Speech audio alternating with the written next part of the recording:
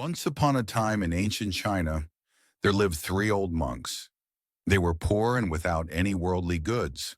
They would travel from village to village, and in every village they stopped, they would sit in the center of the marketplace and start laughing. At first, everyone just passed by without giving them any attention. But slowly, a small crowd formed that would linger around every day and laugh with them. The laughter was so addictive that eventually the whole marketplace had tears running down with the intensity of the laugh. This was when the monks would finally get up and move on to the next village. Their fame grew with time. All of China loved and respected them. Nobody ever preached the way they did, with laughter and nothing else. They never laughed at anything in particular, but it was as if they understood a very hideous cosmic joke. Just imagine that. Three monks spreading joy and laughter without preaching a single word.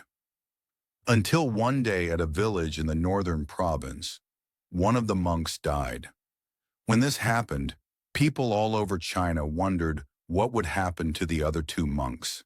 They thought that the two monks would surely weep, and everyone gathered to witness this sight. But instead of crying, the two monks stood beside the corpse, laughing with their bellies shaking.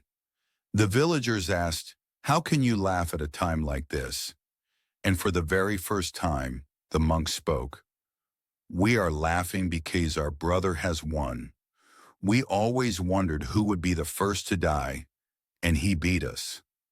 Together we laughed for several years, and there is no better way than this to give him a last send-off." As it turned out, the monk who had died also confessed that if he was to go first, he wanted to stay in his clothes. He claimed that his laughter acted as a shield to all the ugliness this world had to offer, and he was completely clean since he had not let any evil touch him.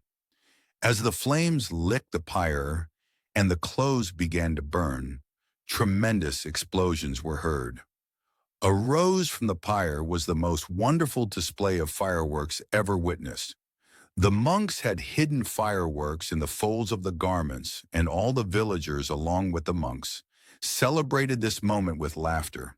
Regardless of how accurate this story is, the message that the monks managed to pass is really valuable.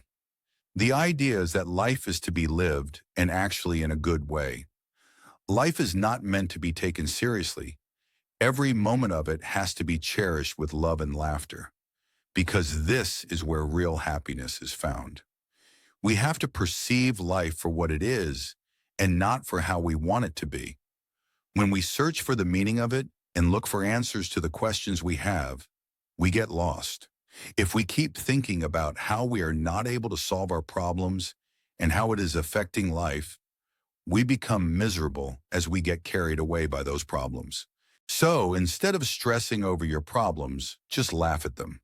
You will notice that those problems are not as big as you have imagined. No other animal is capable of laughter other than humans, because we are the peak of the evolutionary chain. While the same intelligence makes life more complicated, laughing at unimaginable situations releases hormones that have magical effects on our brains. The reason laughter clubs exist today is that there is real value in laughing. It is infectious, and even a burst of forced laughter can turn into something quite relieving. So, stop looking dull like a grim reaper and start behaving like a laughing Buddha.